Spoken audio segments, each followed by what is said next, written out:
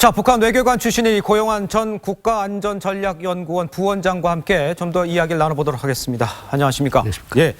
자, 김여정이 지금 나온 게 이제 북한 김정은의 특사로 왔다는 얘기가 지금 나오고 있어요. 네. 그렇다면 저희가 이제 생각하기로는 제 2인자인 최룡해가 특사로 와서 이야기를 하는 게 좀 맞지 않을까 싶은데 왜 지금 김정은의 여동생이 특사로 오게 된 겁니까?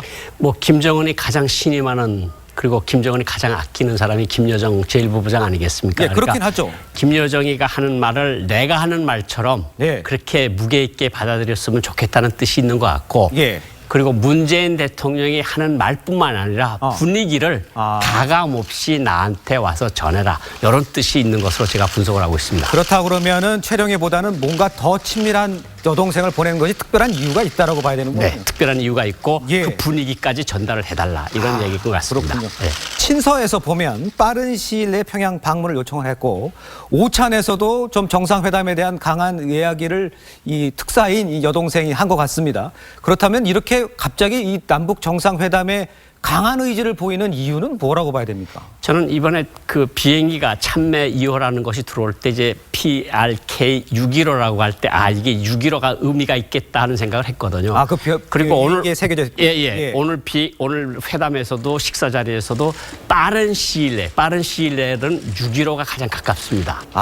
거의 왜냐하면 이제 계기가 있는 게 4월 15일인데 4월 15일은 우리가 가게서 참가하기는 무리고 김일성 생일이니까 그렇죠. 6.15가 남북 공이 사인한 문서가 있는 6.15니까 예. 6.15를 맞아서 정상회담을 했으면 좋겠다. 이게 무슨 뜻인가 하면 6.15가 정상 진행되려면 지금 평창올림픽 때문에 한미 군사훈련이 뒤로 미뤄진 거 아닙니까? 연기된 상황이죠. 4월 달에 진행될 거 아닙니까? 그렇습니다. 4월 달에 만약 한미 군사훈련이 진행되면 6.15 전에 남북 공동 성명이나 남북 정상회담을 물 건너가는 거죠. 그러니까 6월 15일까지 적어도 한미 군사훈련은 하지 말라는 뜻이 들어가 있는 게 아니냐. 그게 비행기에 나와 있는 그 6.15가 그런 의미로 볼 수도 있다. 네. 그렇군요.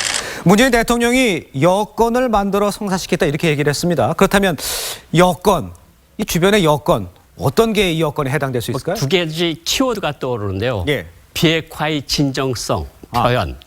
북미 대화. 우리가 지금 평창올림픽을 하면서 우리 정부가 지금 좀 그림을 그렸던 거는 평창올림픽을 통해서 미국이 만나서 회담을 하고 북미 대화로 이어지는 걸 우리가 그린 거 아니겠습니까? 그렇습니다. 그런데 어제 약간 불미스러운 일들이 서로 일어났는데 사실은 그래서 아까도 보도에 나온 것처럼 오늘 계기를 다시 한번 만들어 보려고 하는 것 같은데 북한이 만약 비핵화의 성의를 보이고 북미 대화에 비핵화를 전제로 아니면 핵과 미사일 프로그램이 동결 정도까지 예상을 한 그런 어두를 던지고 그리고 회담을 한다면 남북 정상회담을 할 수가 있다. 이런 뜻이 밝혀져 있다. 그런데 지금까지는 이 비핵화에 대한 얘기는 전혀 얘기를 안 하고 지금 대화가 진행되고 있지 않습니까? 그러면 그런 이 여건이란 화두를 던진 것에 대해서 북한도 생각을 할 수 있습니까? 지금 이 상황에서? 일단 우리가 다시 공을 북한에다 넘겼습니다. 공을 1월 1일 날 김정은이가 우리한테 공을 던졌었고 문재인 대통령이 그걸 받아서 이제 여건 조성이라는 조건을 붙여서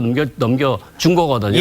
그러니까 사실은 평창올림픽이라고 하는 것이 지금은 평창올림픽이 성공적 개최가 우리 국민 모두의 염원 아니겠습니까? 그렇습니다. 만약 여기서 북한 대표단에게 비핵화를 하라고 하면 북한 대표단 돌아갈 겁니다. 그러니까 지금은 아직은 비핵화를 꺼낼 시기는 분명히 아니지만 그렇다고 해서 비핵화 말을 계속해서 뒤로 미룰 수는 없는 것이 우리 정부가 처한 딜레마가 아니냐 이런 생각이 듭니다. 자, 근데 이제 문제는 한미 군사훈련이 이제 평창올림픽 끝나면 바로 이제 시작이 되게 돼 있는 상황인데 그렇다 보면 군사훈련 하고 있는데 남북 정상회담을 이어갈 수 있다? 이게 가능합니까? 산실적으로? 그러니까 지금 4월 이후 정세가 굉장히 우려가 되는 상황인데 사실은 북한이 우리가 당분간은 핵과 미사일 실험을 하지 않겠습니다. 그런 식이라도? 그런 식이라도 나오면 미국한테 뭔가 문을 열어주는 거거든요. 그러면 미국도 그러면 여기 나와서 우리가 회담을 합시다.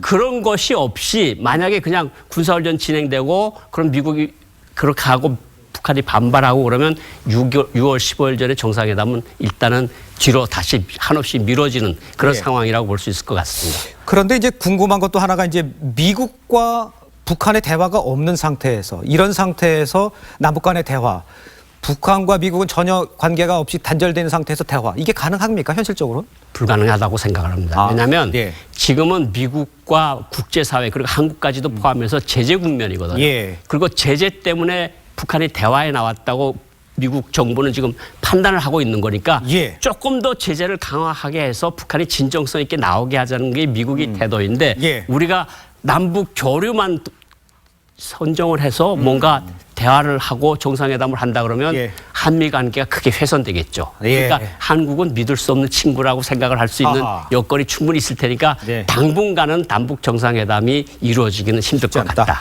일단 여권을 던진 공에 대해서 어떻게 반응이 나올지가 좀 관심이 되겠네요. 네. 알겠습니다. 지금까지 북한 외교관 출신인 고영환 전 국가안보전략연구원 부원장이었습니다. 감사합니다.